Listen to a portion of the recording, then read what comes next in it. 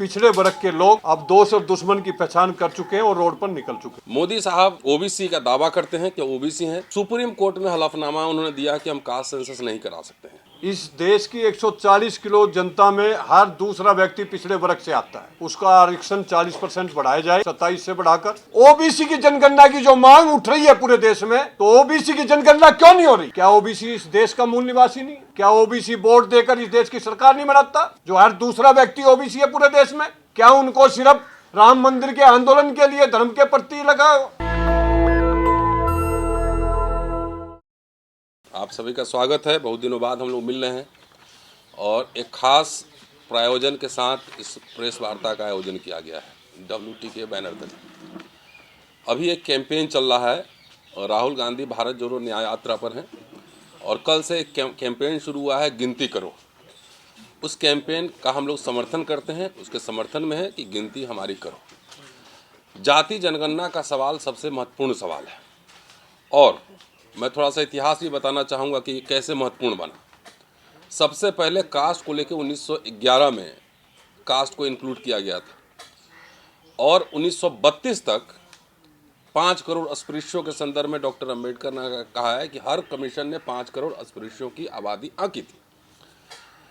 उस समय तक किसी ने कोई उसका विरोध नहीं किया था, लेकिन 1932 में पहला विरोध हो रहा है, इसलिए कि उस समय राजनीतिक प्रतिनिधित्व का सवाल था कि जितनी संख्या अस्पृश्यों की बढ़ेगी उतना उनका प्रतिनिधित्व बढ़ेगा राजनीति में। उसके बाद वहाँ से विरोध शुरू हुआ, बहुत ही गंभीरता, बहुत भयानक तरीके से। और जो लोग आज जाति जनगणना का विरोध कर रहे हैं, उन्हीं के पूर्वज जाति जनगणना का विरोध 1911 में भी कर रहे थे, 1921 में भी कर रहे थे, 1931 में भी कर रहे थे। मोदी साहब प्रधानमंत्री हैं और ओबीसी का दावा करते हैं कि ओबीसी हैं, लेकिन सुप्रीम कोर्ट में हलफनामा उन्होंने दिया कि हम कास्ट सेंसस नहीं करा सकते हैं। जिस देश में आप कितना कार्बोहाइड्रेट, कितना प्रोटीन लेते हैं, कितना दाल खाते हैं, कितना अनाज खाते हैं, जब सबका आंकड़ा सरकार के पास है, तो जातियों को गिनती करने में क्या दिक्कत है? कि लोग कह रहे हैं कि जाति से गिनती करने से जातिवाद बढ़ेगा, तो जातिवाद बगैर गिनती किए हुए नहीं बढ़ा हुआ है क्या? जो उत्पीड़न हो रहे हैं, हकमारी हो रही, किसकी हकमारी हो रही? तो हम लोग सबसे पहले इस समर्थन में कि जाति की जनगणना हो और उसके हिसाब से ये हमारा प्रतिनिधित्व हर क्षेत्र में, चाहे मीडिया हो, जुडिशियरी हो, एग्जीक्यूटिव हो, चाहे संसाधन हो, उसमें सुनिश्चित किया जाए।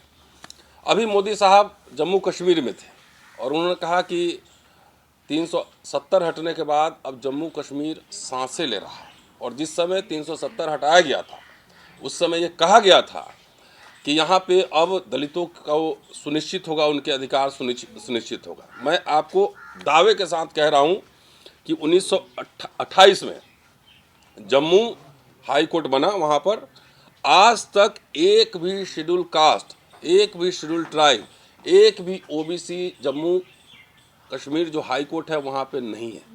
ये क्यों इसलिए एग्जाम्पल दे रहा हूँ क्योंकि आंकड़े स्पष्ट होना चाहिए। जब जाति जनगणना करेंगे तब ये पता लगेगा कि आखिर देश की जो पूरे संसाधन पे किसका कब्जा है, कौन जाति का है, कितने संसाधन किसके पास हैं, किसके पास नहीं है। और किसी भी नेशन के प्रोग्रेस के लिए ज़रूरी होता है कि उसके पास मकूल आंकड़े हो। तो हम लोग इसके समर्थन में है कि जाति जनगणना हो। दूसरी, चुनाव आ रहा है, हमारा कुछ डिमांड है जो कि आप पीछे देख रहे होंगे। हमारे कई साथी इस पर अपना विचार रखेंगे कि जो भी पॉलिटिकल पार्टी इन अपने घोषणा पत्र में इन मांगों का समर्थन करेगा, हम उसका समर्थन करेंगे कि कास्ट सेंसस है, प्रतिनिधित्व है, संसाधन में हिस्सेदारी है, मीडिया में हिस्सेदारी है और तमाम जो संस्थान हैं उसमें SC ST OBC की भागीदारी सुनिश्चित हो। इसी संदर्भ में आज यहाँ प्रेस वार्ता है। हमारे साथ कई साथी हैं, बलराज साहब हैं, बजिंदर भाई हैं, तमाम साथी हैं। इस सिलसिले में आपको विस्तार से बताएंगे। लोगों के साथ क्रीम लेयर का विधान लगाकर कैसे 93 से लेकर 2023 तक सरकारी नौकरियों में, स्कूल और कॉलेजों में उनका हक छीना जा रहा है, आज मैं क्लीमर पर बात करूंगा। साथियों, बीपी मंडल के द्वारा 1990 में मंडल आयोग का गठन हुआ था और मंडल आयोग की मांग की गई थी। और साथियों, 1993 में जाकर बड़े संघर्ष के बाद, बड़ी आगजनी के बाद, बड़े बलिदानों के बाद 1993 में मंडल आयोग का फैसला लागू हुआ। लेकिन इसके साथ ही साथ मनुवादी सरकार और मनुवादी सुप्रीम कोर्ट के द्वारा क्रिमिनल लगाकर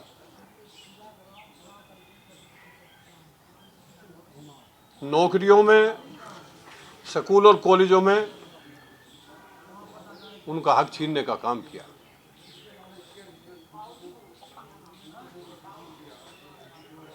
साथियों, देश में 90% जो बहुसंख्य समाज के लोग हैं, उसमें 60% पिछड़े और अति पिछड़े वर्ग के लोग रहते हैं। इस देश की 140 करोड़ जनता में हर दूसरा व्यक्ति पिछड़े वर्ग से आता है। लेकिन आज सबसे ज्यादा डाका और हकमारी पिछड़े वर्ग के साथ हो रही है। तो आज जो 1993 में जो ये मंडल आयोग की सिफारिश लागू हुई थी और जो उस पर क्रिमिनल लगाकर हमारा हक छीनने का काम किया था, इसकी वजह से आज जो 27% आरक्षण पिछड़े वर्ग को मंडल आयोग की सिफारिश पर लागू हुआ था 93 में, आज तक 10% नौकरियों में हिस्सेदारी पिछड़े वर्ग की हो पाई है। IIT, IIM, एम्स और केंद्रीय विश्वविद्यालय और विश्वविद्यालय में आज तक प्रोफेसर में 5% लोग ही ओबीसी के लग पाए। चाहे वो हाई कोर्ट और सुप्रीम कोर्ट में देखिए, चाहे वो मीडिया में देखिए, चाहे वो देश की 10 बड़ी बड़ी कंपनियों में देखिए, सबसे ज्यादा अगर आजादी के बाद और 93 के बाद अगर किसी का हक छीन रहा है तो वो पिछड़े वर्ग का छीन रहा है।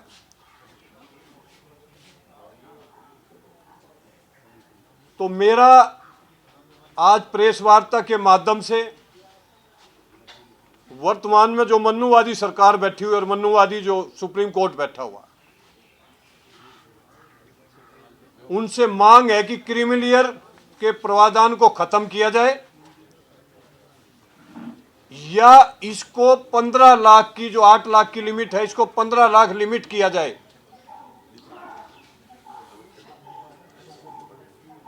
और ओबीसी का जो 27% आरक्षण है, इसको 40% आरक्षण बढ़ाया जाए इसको, ताकि पिछड़े वर्ग की संख्या के हिसाब से नौकरियों में, स्कूलों में, कॉलेजों में पिछड़े वर्ग के बच्चों को इसका लाभ मिल सके। साथियों, कहीं ना कहीं आज SC, ST, OBC, CBC के बच्चों को NFS नोट फाउंड सूटेबल के बहाने से भी उनकी नौकरियों में स्वर्ण समाज के बच्चों को कॉन्ट्रैक्ट पर रखकर और बाद में कोर्ट का बहाना बनाकर उनको लगातार 93 से अब तक रेगुलर काम करने का काम किया जा रहा है। कहीं ना कहीं हमारी नौकरियों को जनरल बच्चों को दिया जा रहा है।